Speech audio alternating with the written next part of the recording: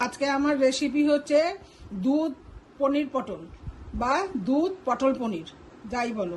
আমি রান্না করব সর্ষের তেলে। নিয়েছি পটল, পনির এবং দুধ। সাথে নিয়েছি ফোড়নের জন্য দারচিনি, এলাচ, লবঙ্গ, নুন নিয়েছি, একটু লঙ্কা গুঁড়ো নিয়েছি।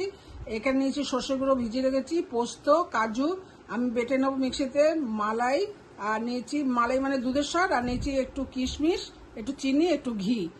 পনির পটলের পনিরগুলো আমি ভেজে নিচ্ছি। পটলগুলোকে আমি ভেজে নেবো, বেশ নরম করে ভালোভাবে ভেজে নেবো।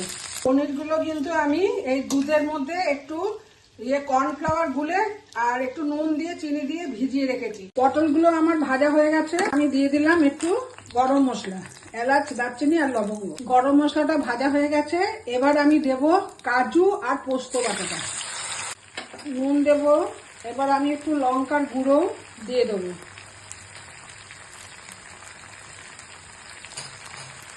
এরপরে দিয়ে দেবো আমি সর্ষে বাটাটা। মশলাটা আমার কষা হয়ে গেছে। এরপরে আমি দিয়ে দেবো পটলগুলো। এরপরে আমি দিয়ে দেবো মালাইটা, তারপর দেবো কিশমিশটা,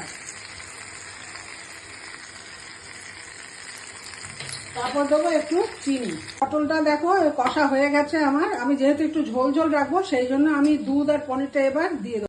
এবার আমি দুধ আর পনিরটা দিয়ে দিলাম। পটলটা আমার হয়ে গেছে। এবার একটু ঘি দিয়ে আমি রেখে দেবো। দুধ পটল পনিরের ফাইনাল লুক।